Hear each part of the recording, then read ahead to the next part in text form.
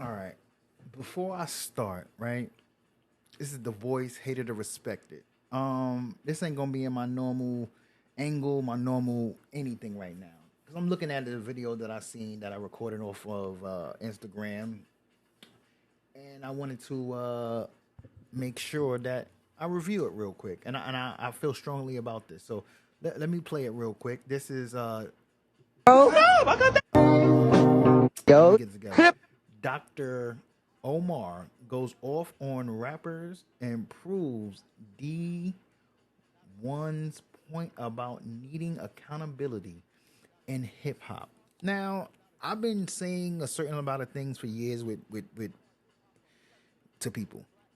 I've been feeling the same way because we're in a world where everything is influenced by hip hop. And it's not just influenced by hip hop, it's influenced by the black minorities of hip hop. Now, when I say black, I don't want no one to get offended. Like only black? No, we got our Spanish, Dominicans, Puerto Ricans, the minority in general. Because the true fact of the matter is, we all black. So let's not even go down that road. Keyword again. The name of the show is hated or respected. So I'm going to voice my opinion and I'm going to keep it 100. Right. So this is the thing that I'm talking about. Right. How do we keep accountability for the type of music that we put on in this industry? So let's listen to what he's gonna say real quick. Hop has been around for 50 years. 50 Not a years. single hospital, not a single school, not a single bank, not a single supermarket, not a single distribution company. Now, my honest thing, I'm not gonna jump and jump on a bandwagon like, yeah, he's right, he's right. I don't know the facts on this. I do not know the facts, guys. I do not know the facts. I don't know if somebody has a distribution company. I don't know if somebody got a hospital. I don't know any of these things because I'm going based off of this.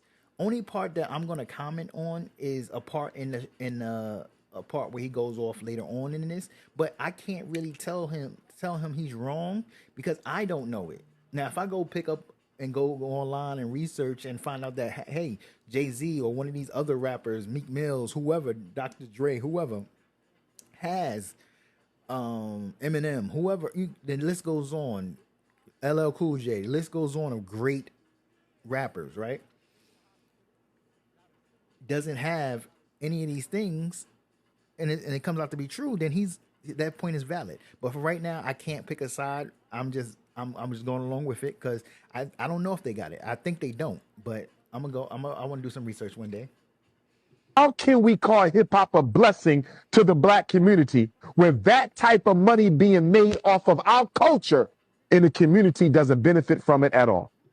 Now that's a valid point. Now everybody says hip hop is what it's you know what hip hop is. It is 50 years strong, and everybody wants to be us. Every culture wants to. You go look at TV commercials. You go look at anything. They're always making hip hop references.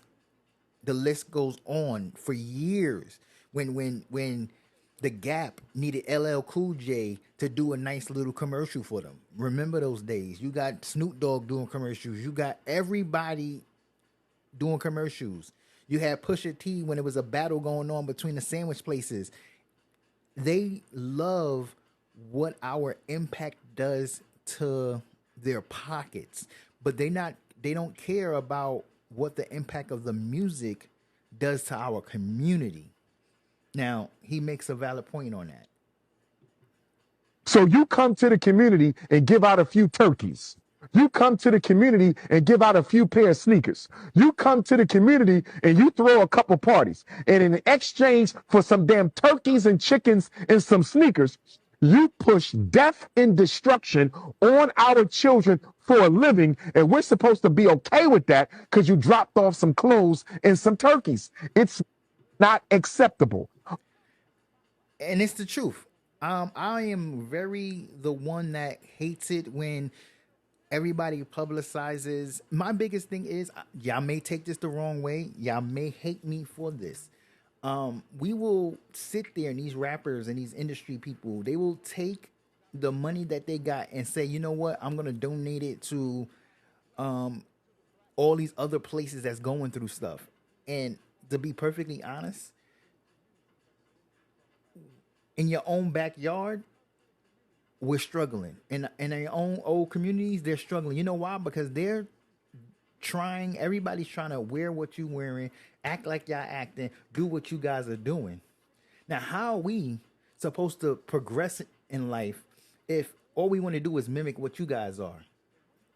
But y'all, I don't see any way that y'all are making it where we don't have to mimic you guys. We want to be you guys so much, not me per se, but we want to be that rapper. We want to dress like those rappers. We want to have those gold chains. We want to do all of these things. Some people saying, "Yo, I can't do it the way y'all doing." You know how I'm going to try to get my money? I'm robbing, selling drugs, doing all this stuff. Y'all made that stuff very, like, oh, that's the thing to do. And he's gonna talk about that later on. I know he is. Until hip hop begins to be a blessing for the black community, hip hop is an agent of white supremacy. And then the rapper will say, well, we didn't invent violence. You're right. You didn't invent violence. There was gang banging before hip hop. So at this point, he's gonna mention a lot of stuff, gang banging on hip hop, things like that. And my thing is, he is so true when it comes to that. And a lot of this stuff was prior, but we make it so like this is the thing to do that we're losing. Yeah, we sit here and we protest and we go Black Lives Matter. I'm gonna have a whole segment on Black Lives Matter and Black on Black crime, because I'm gonna actually do research on statistics and see real details on how many of us dying from us killing each other versus the police killing each other. I mean, killing us. Because I want to see real numbers, right? Because we need to not come together and protest and do all this other stuff when there's black on, police killing us. I need to see us rally together when our own people that we know, we seen them growing up together, we seen what you call it, but then life that made them choose different side, one's blood, one crip, and everybody, and the violence is going crazy, and we're killing each other. At the end of the day, who's happy? You go to jail. You know who gets paid for that? The prison system. They get money from that. We not like y'all gotta really sit down and think about it. We killing each other, and on the other side, they're happy.